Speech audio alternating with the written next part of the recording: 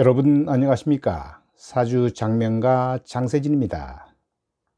사주 오행 중에 화는 만물을 밝게 비추고 나쁜 것을 태우며 어둠을 밝히는 기운을 가지고 있지요.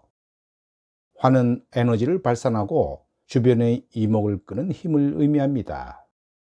하지만 화의 기운이 너무 강하거나 약할 경우에는 사주에 영향을 미칠 수밖에 없는데요. 오늘의 영상은 병화와 정화의 차이를 알아보고 화, 오행이 많은 사주의 특성을 자세히 살펴보겠습니다.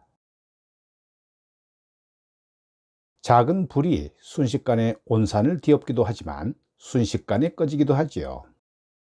오행화는 시작은 불꽃처럼 일어났지만 마무리하는 힘은 약합니다. 사람으로 보면 타인의 감정을 이해하지 못하고 자기 말만 하며 감정을 마음에 담아두지를 못하는데요. 어떤 일이든 하다가 지루하면 금방 포기하고 목보다는 더 기계적이며 이과적인 성향이 강합니다. 어떤 상황에서든 분명하고 명확한 것을 좋아하고요. 예의가 바르고 하극상은 절대 보지 못하며 사방으로 튀는 불꽃이나 폭죽처럼 어디로 튈지 모르는 안정감이 부족합니다. 하지만 화가 적당하면 자신의 감정을 잘 표현하면서도 절제하는 능력이 있는데요. 자유롭고 자신감이 넘치며 타인에게 겸손하고 양보하는 미덕 또한 갖고 있습니다. 병화는 편관적인 성향, 카리스마의 성향을 가지는데요. 스케일이 크며 허장성세가 있죠. 하지만 병화가 2개 있으면 1인자가 아닌 2인자의 사주입니다. 병화는 적극적이고 활동적이며 만능 엔터테이너의 기질을 갖고 있고 인간관계에서 솔직담백하지만 비밀을 잘 누설해서 구설수에 휘말리기도 합니다. 병화 여명은 살림만 하고 있으면 우울증이 올 수 있는데요. 이런 사주는 적극적인 사회활동을 해야 좋습니다. 직선적이고 강압적이며 불같은 성격을 가지고 있어 강자에게 강하고 약자에게는 약한데요. 정화보다는 성격이 급하고 예민한 편입니다. 겉보기에는 당당해 보이지만 정신적인 히스테리가 있고 감정의 굴곡이 많으며 부동산이나 주식을 할 때 조심해야 하는데요. 특히 자신을 드러내고 싶은 욕구가 강하며 꿈을 크게 꾸지만 실력은 부족한 편입니다. 그러나 스승을 잘 만나면 크게 성공할 수 있죠. 정화는 정관적인 성향, 글을 좋아하는데요. 요란하지 않고 성숙한 사람이며 말보다는 행동이 앞서고 공무원 같은 스타일입니다. 전업주부보다는 직장 생활을 하는 것이 더 좋은 사주인데요. 내면이 강하고 생활력도 강하며 원리 원칙을 매우 중요시 여기고 조심성이 많습니다. 이성적이고 객관적이므로 화를 잘 내지는 않지만 한번 화가 나면 크게 내는 편이지요. 융통성은 좀 부족한 편인데요. 겉보기에는 조용하고 약해 보이지만 내적으로는 자존심과 집념이 강합니다. 완벽한 스타일의 남성을 좋아하며 상대를 피곤하게 하는 경향이 있는데요. 특히 남녀관계에 조심을 해야 하며 때로는 자신의 감정을 숨기는 것도 매우 필요합니다. 오행 화가 과다하면 다혈질이라 욱하는 기질이 있고 앞뒤를 가리지 않으며 급하게 행동합니다. 화가 적당한 사람은 예의가 바르지만 화가 많은 경우에는 타인을 무시하고 자신의 성질을 자제하지 못하며 겉이 화려해 보이지만 속은 여리고 허전함을 느끼는 사람이 많습니다. 화가 과다이면 작은 일에도 화를 내거나 목숨을 건 듯이 몰입심이 강한데요. 어떤 일이든 화끈해서 추진력은 있지만 끝마무리가 약합니다. 어려운 상황을 돌파하고 극복하는 힘은 강하지만 실정을 내고 화도 잘 내는 편이라 곧 후회하는 편이지요. 화가 났을 때에는 말리는 것보다는 그냥 두면 스스로 자제하게 되고요. 뒤끝은 없지만 뭔가 잘못하면 끝까지 밝히려 하기 때문에 일을 크게 만들기도 합니다. 화가 많은 사람을 다루는 법은 다음과 같습니다.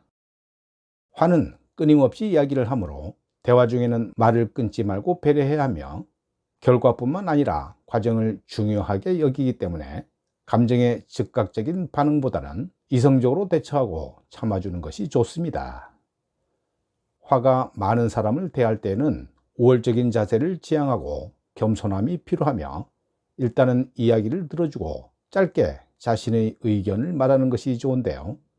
대화를 할 때는 분위기를 동조하고 격려해 주는 것이 좋다고 봅니다. 화가 부족하면 화병, 우울증, 공황장애와 같은 정신질환에 걸릴 수 있습니다. 신체 부위로는 심장, 소장이 해당하는데요. 심장은 혈액순환을 통해 힘을 공급하고 소장은 음식을 분해해 영양분을 흡수시킵니다. 화가 부족한 경우의 개운법은 쓴박이나 고들빼기 같은 쓴맛 나는 나물을 많이 섭취하면 좋고요. 달리기나 걷기 운동, 혈액순환이 좋은 족욕이나 반신욕을 하는 것이 매우 도움이 됩니다.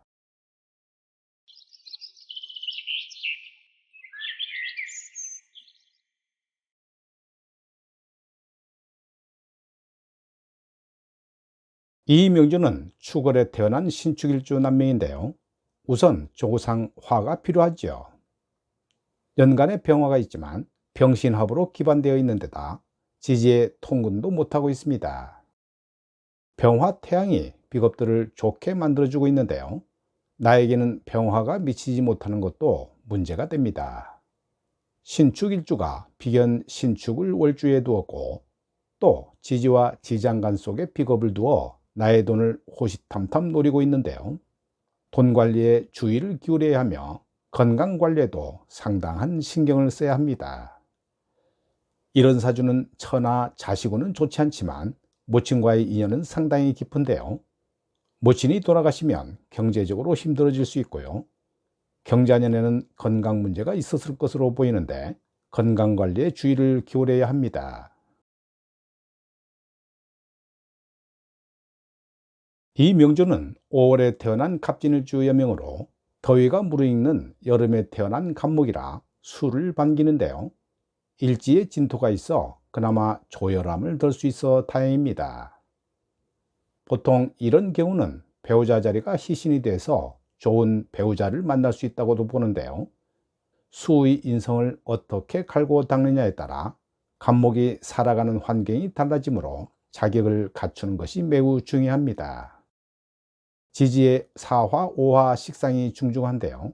다행히 천간에 투하지 않아 그나마 다행이라고 볼 수 있지만 남편과의 관계 설정에 고심을 해야 하며 멋부리고 사치를 좋아할 수도 있습니다. 배우자성인 편관을 양옆에 끼고 있고 일지 진중을목이 경금과 안명합을 하는 처지라 이성에게 상당한 인기가 있을 법하고 계유대운에 유금 정관운이 들어와 경금이 상당한 탄력을 받게 되고 사유합으로 결혼운이 들어오는데요. 아마도 경자년 또는 신축년에 결혼했을 것으로 봅니다. 조우상 수 인성을 필요로 하기 때문에 수의 자격을 갖추는 것이 중요하고요. 일지 진토가 좋은 역할을 하지만 수를 가두는 역할도 하기 때문에 공부운이 만만치 않았을 것으로 보입니다. 오늘 영상은 여기까지입니다. 여러분 대단히 감사합니다.